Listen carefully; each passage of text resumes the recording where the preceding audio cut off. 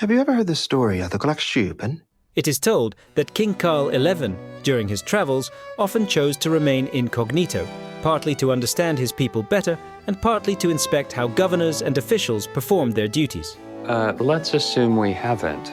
Dressed in a simple grey cape, he would ride a farmer's horse or travel in a humble sleigh, and those who saw him could hardly believe he was the king. During these countryside journeys, he became known as Gråkappan, the Grey Cape.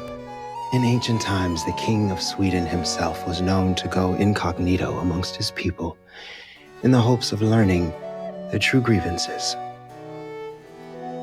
He would don an old gray robe, a Gråkappan, the name for which he was remembered, to disguise his royal vestments.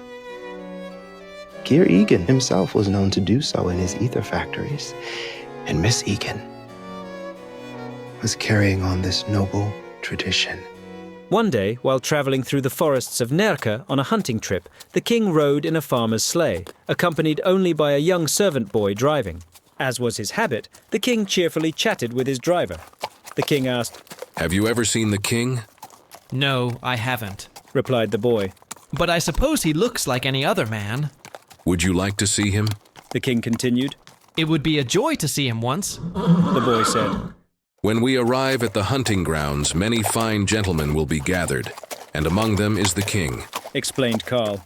"Then you will see him." "But how will I know who the king is among so many grand lords?" asked the boy. "Simple. The king is the one who keeps his hat on when all the others remove theirs and bow." When they arrived at the hunting grounds, the lords gathered around the sleigh, all removing their hats and bowing, except for Karl and the boy, who kept theirs on. "Well," said the king, "who do you think is the king now?"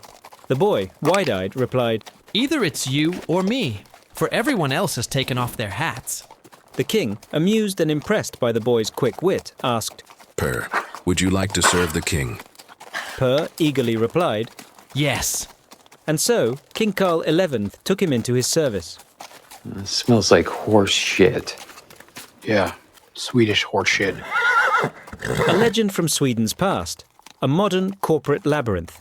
What does the tale of Gråkappan, the Grey Cape, reveal about truth, power, and deception? The legend says King Charles XI roamed his kingdom in a simple grey cloak. He was blending with his people to uncover corruption and injustice. A tale of justice and humility, too perfect to be entirely true. The truth is more complex. Charles XI, who ruled from 1660 to 1697, did travel extensively, but as a statesman, not a spy. The myth of Gråkappan emerged in the 19th century, long after his death, woven from his dedication to reforms and inspections of local governance. In Severance, Mr. Milchick exploits the legend to justify Helena Eagan's actions. But this reinterpretation shifts the motive from justice to control, from truth-seeking to propaganda. The myth of Gråkappan survives because it satisfies our desire for just rulers. But as Severance reminds us, a noble disguise can easily conceal darker truths. So, was Milchick telling the truth or spinning a fable? Maybe both. Either way, it smells like horseshit. And remember, the truth is always more severed than fiction. It will take time to absorb all that has occurred. This went well.